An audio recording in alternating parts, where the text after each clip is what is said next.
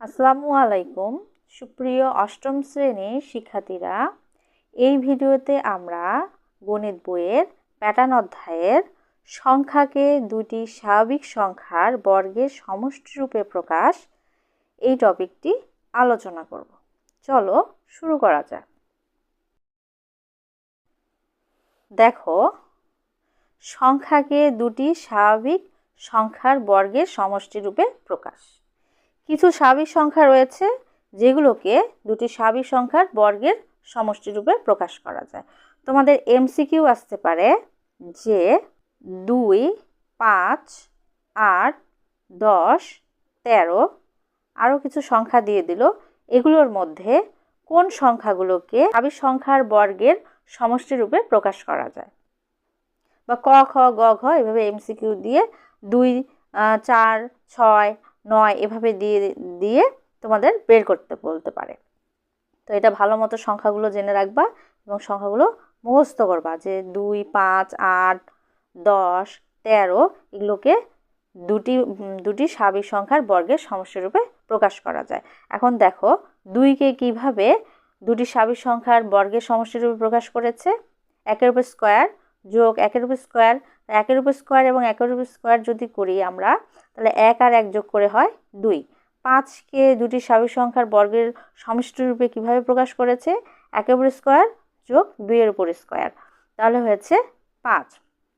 8কে করেছে 2-এর উপর স্কোয়ার যোগ 2-এর উপর স্কোয়ার। 10কে কীভাবে করেছে, 1-এর উপর স্কোয়ার যোগ 3-এর উপর স্কোয়ার। 3-এর উপর স্কোয়ার মানে হচ্ছে 9 এবং 1, 9 আর 1 যোগ করে হয় 10। আবার বলতে পারে কে দুটি স্বাভাবিক সংখ্যার বর্গের সমষ্টিরূপে প্রকাশ করো, তখন কিভাবে লিখবা, 2-এর উপর স্কোয়ার যোগ 3-এর উপর স্কোয়ার। তোমাদের এমসিকিউ আকারে এগুলো আসতে পারে। আচ্ছা দেখো, এটা এভাবে আসতে পারে এমসিকিউ আকারে, 1 থেকে 100 এর মধ্যে দুটি স্বাভাবিক সংখ্যার বর্গের সমষ্টিরূপে প্রকাশ করা যায় কতটি সংখ্যাকে। এখানে সংখ্যাটি হবে 35টি, তার মানে 35টি সংখ্যাকে দুটি স্বাভাবিক সংখ্যার বর্গের সমষ্টিরূপে প্রকাশ করা যায়। আবার কিছু স্বাভাবিক সংখ্যাকে 2 বা 2-এর অধিক উপায়ে দুটি স্বাভাবিক সংখ্যার বর্গের সমষ্টিরূপে প্রকাশ করা যায়। যেমন 50, 65। 50-এর ক্ষেত্রে কী হবে, 1-এর উপর স্কোয়ার যোগ 7-এর উপর স্কোয়ার। 7-এর উপর স্কোয়ার মানে 49 আর 1 যোগ করে হয় 50। এখানে দেখো 5-এর উপর স্কোয়ার যোগ 5-এর উপর স্কোয়ার, 5-এর উপর স্কোয়ার মানে 25, আবার 5-এর উপর স্কোয়ার মানে 25, তাহলে দুটো 25 যোগ করে হয় 50। 65-র ক্ষেত্রে কি বলছে, 65-র ক্ষেত্রে 1-এর উপর স্কোয়ার যোগ 8-এর উপর স্কোয়ার। 8-এর উপর স্কোয়ার মানে হচ্ছে 64 আর 1 যোগ করে হয় 65। আবার দেখো 4-এর উপর স্কোয়ার যোগ 7-এর উপর স্কোয়ার। 7-এর উপর স্কোয়ার হচ্ছে 49 আর 4-এর উপর স্কোয়ার হচ্ছে 16, তাহলে 16 আর 49 যোগ করে হয় 65। নিচে দেখো তোমাদের একটি কাজ দিয়েছে। কাজ কি? কাজ 1 বলছে 130, 170, 185কে দুইভাবে দুটি স্বাভাবিক সংখ্যার বর্গের সমষ্টিরূপে প্রকাশ করো। কাজ 2 কি বলেছে? কাজ 2 বলেছে 325কে 3টি ভিন্ন উপায়ে দুটি স্বাভাবিক সংখ্যার বর্গের সমষ্টিরূপে প্রকাশ করো। এটা আমরা কিভাবে করব দেখো, 130কে দুটি স্বাভাবিক সংখ্যার বর্গের সমষ্টিরূপে দুইভাবে প্রকাশ করা যায়।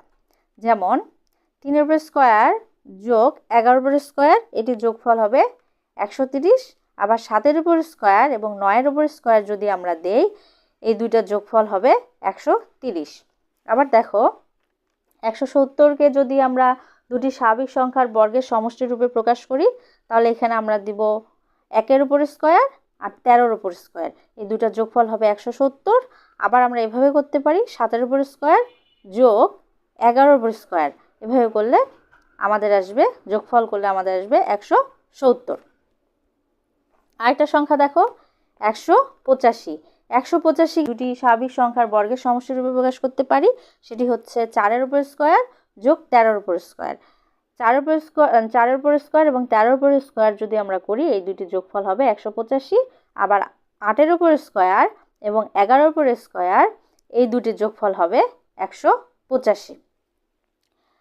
কাজ 2-এ আমরা দেখতে পাবো যে 325কে দুটি স্বাভাবিক সংখ্যার বর্গের সমষ্টি হিসেবে প্রকাশ করা যায়, কিন্তু এটি করা যায় 3 ভাবে। 1 এর উপর স্কয়ার যোগ 18 এর উপর স্কয়ার যদি আমরা দেই তাহলে হবে 325। আবার 6 এর উপর স্কয়ার যোগ 17 এর উপর স্কয়ার যদি করি এই দুইটা যোগফল হবে 325। আবার 10 এর উপর স্কয়ার যোগ 15 এর উপর স্কয়ার যদি আমরা করি এই দুটির যোগফল হবে 325। আজকে এ পর্যন্তই, দেখা হবে পরবর্তী ক্লাসে।